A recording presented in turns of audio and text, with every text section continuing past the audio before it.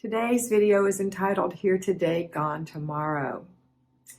And it's really what it sounds like. We're here today and we're going to be gone tomorrow. What is your legacy? What are you leaving behind?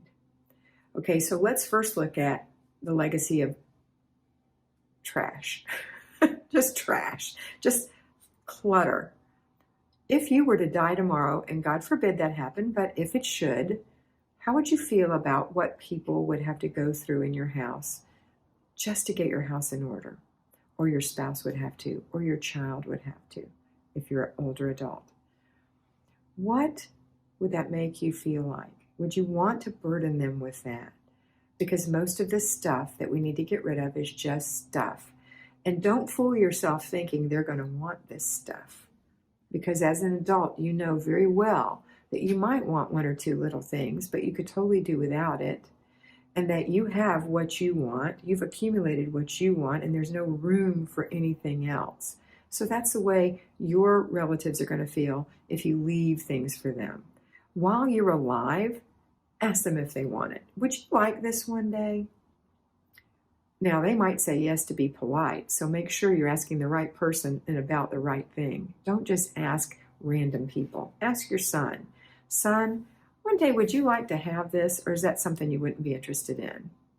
You don't have to say it all the time, and you don't have to be morose, please. And you don't have to say, when I die, I'm leaving this to you. Don't do that. Just mention it. You know, I think I'm going to get rid of this, unless you think you might want it one day. You think you'd like this? And be careful, because you might have one of those children who say, yeah, I want it, and they want everything, and you're going to keep everything forever in your home. Just be particular, you know, about what you're asking. Something that you think that they might really like to have one day.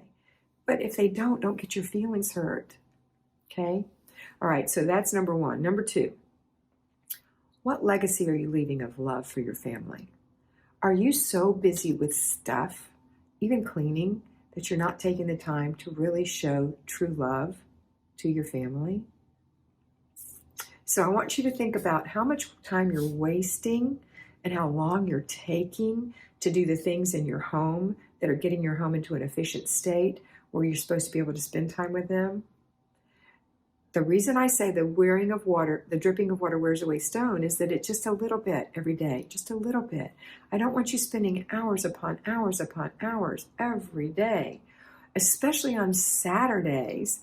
Even if you work outside the home, I've got you doing just a little bit Saturday mornings, but the rest of the day is for your family. And in the evenings, you have time with your family. And at mealtime, you have time with your family.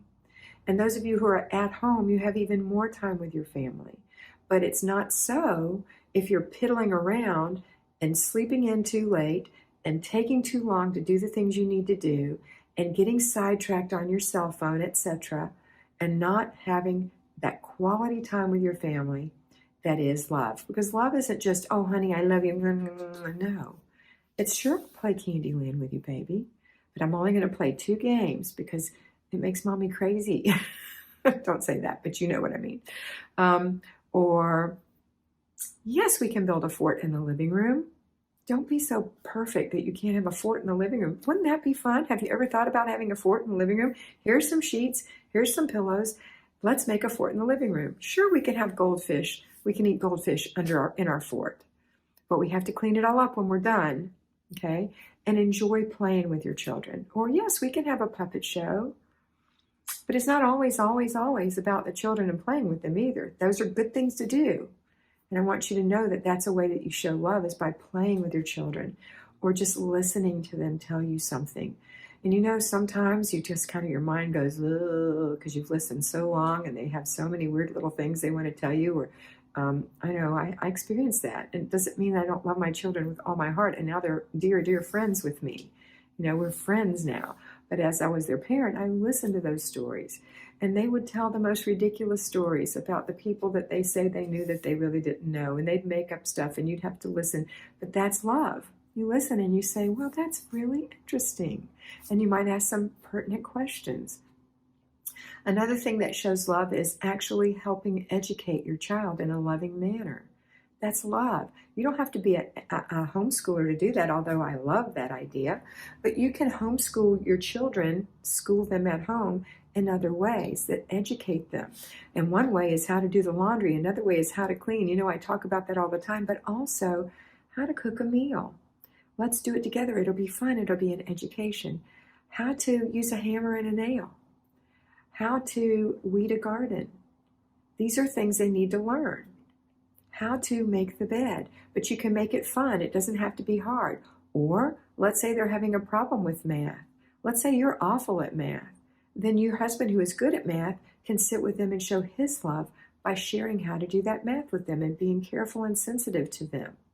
Helping them, not ramming it down their throats, okay? Reading to them, listening to them read to you, encouraging them. These are all things that show love to your child, and they'll remember that, okay? So today I want you to think about, here today, gone tomorrow. What legacy are you leaving physically, mentally, emotionally, and I guess I said physically. Physically is your stuff. So here today, gone tomorrow could happen. My birthday buddy, she and I were born the same day, the same year, died Friday. And she wasn't well, but she died, and she's gone now, and she's never coming back. And what has she left behind? You know, that's just an example. We know that it happens all the time. People die all the time. My dad died in December. Many of you have parents who've recently died or died a long time ago, or aunts or uncles or cousins or friends. What did they leave behind? You know, a lot of us have had to go through a bunch of trash in homes to get through. Fortunately, my mother was a born organized, so it's not that bad here. But and my dad was fairly organized too, but I wasn't. Look what two organized people birthed me.